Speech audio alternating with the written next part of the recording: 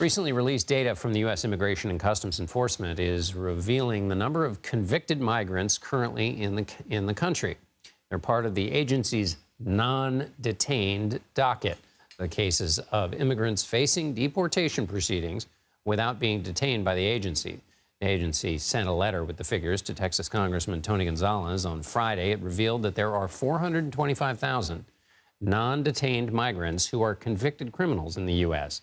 222,000 more have pending criminal charges. Former President Trump is blaming the Biden administration for these numbers. CBS News immigration and politics reporter Camilo Montoya-Galvez joins us now to put these in context. Camilo, those numbers are eye-popping.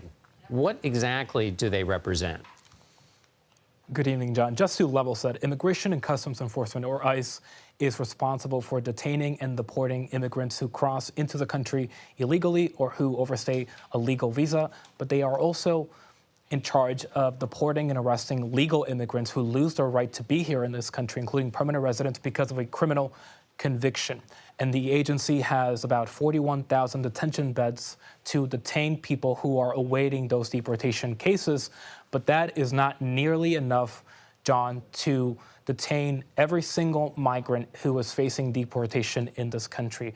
That number is now in the millions. And so the agency also runs what you refer to as a non-detained docket. And this is a registry of sorts that tracks people who are not in custody, but who are facing deportation proceedings. And these people are either in state or local prisons serving time in jail and will eventually be arrested by ICE after the completion of that sentence, or they are asylum seekers usually who have crossed the border illegally and are waiting for a judge to adjudicate their cases. Now we have learned that the non-detained docket includes nearly 500,000 immigrants who have been convicted of crimes. Some of them are serious crimes, as you listed, but they are still a small percentage of the 7.7 million immigrants in the non-detained docket. And the number of people in the non-detained docket has increased exponentially under the Biden administration from 3.3 million in the last fiscal year of the Trump administration to now 7.7 million because of the influx at the border. That is true. But the number of people who are convicted criminals on that registry has only seen a modest increase. In the beginning of 2021, in June of 2021, I should say, there were about 405,000 immigrants with criminal convictions on that registry. So there has been a modest increase to 425,000. And it is very important to underscore that not every single person with the criminal conviction on that registry has entered under the Biden administration. In fact, official data suggests that most of them have been here for a long time, John, before the Biden administration took office in 2021 and have not been deported for many reasons.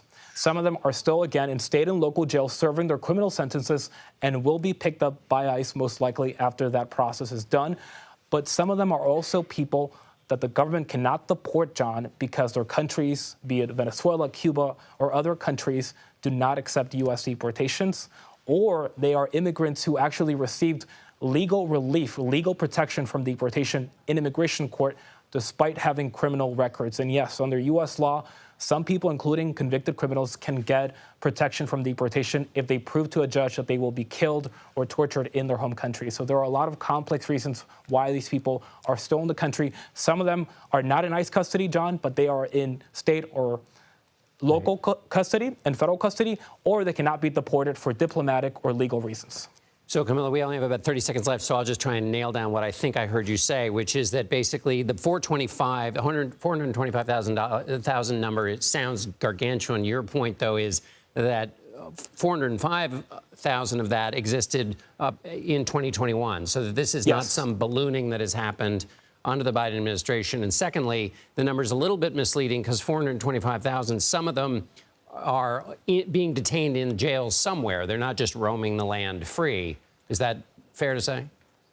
That is right. According to conversations with ICE officials, most of the serious offenders are still in federal or state and local custody, serving their time in prison for their criminal sentences, and are expected to be picked up by ICE upon the completion of that process, because including under the Biden administration. It has always been ICE's priority to prioritize public safety threats, and obviously people convicted of homicide or sexual assault are priorities for deportation and arrest. Camilo Montoya-Galvez, thank you so much for the help with those numbers, Camilo.